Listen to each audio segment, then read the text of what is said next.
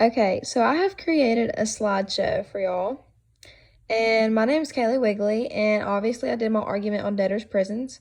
So I'm going to read off the slideshow for y'all. So, debtors' prisons began back in the 1800s and had originally come from Europe. They are illegal prisons that still exist today that hold people for unpaid fines and debt. Unfortunately, they have found themselves in America. And that's a debtor's prison right there. They're really gross. My major disagreement. Debtors' prisons have been holding people illegally for over 100 years. Although America is not where they started, it is still our fault and our justice system's fault for allowing them to continue to go on. We as the people have a right to know what is going on when it comes to our people being held in captivity for things that not only go against the Constitution but our moral values as well. These places have no respect for the rights of human beings and allow them to live amongst other criminals. So my question to you is, why are we letting debtors' prisons flourish instead of taking them down in our country? So here's my first argument. My first problem I had when I started researching these prisons was the fact that they went against the law of the land, aka the Constitution. The 14th and 8th Amendment both state that the people should not be placed in jail due to debt.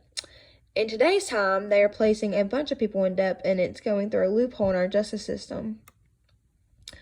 Argument 2.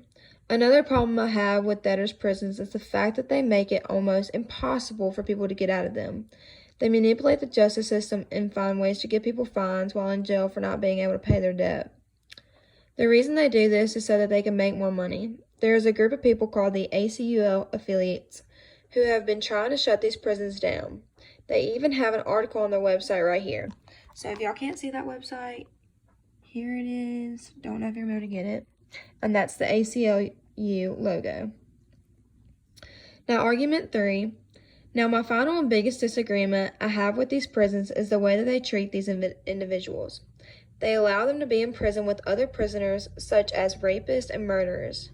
Not only that, but a woman by the name of Harriet Cleveland, I don't really know how to pronounce her name, was sentenced to prison until her debt was paid off. She was left in a cell to sleep on the floor, and a blanket covering her so the sewage from above would not touch her body. That is pretty cruel and infuriating considering these prisons are not even legal. As you see in this picture, that's a regular prison cell or jail cell. And that right there by itself is just gross. And the fact that they make people stay in prison for debt with other inmates who have done a lot worse is really scary because you never know what could happen in a jail cell. So I also have some fun facts here. Now, debtors' prisons were actually abolished in 1833 in the U.S.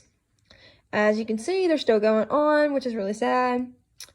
In 1983, the Supreme Court ruled debtors' prisons are as unconstitutional against the 14th Amendment. And then also a really fun fact that I found out that I think is actually pretty neat is the Monopoly board game actually has a debtor's prison on its board that you can land on and get locked in. And that is the Monopoly board. So yeah. And that is my argument on debtor's prisons. I hope you enjoyed the presentation. And yeah, here's just a case you want to look over it again. These pictures, the website. I hope you enjoyed my argument on debtors' prisons.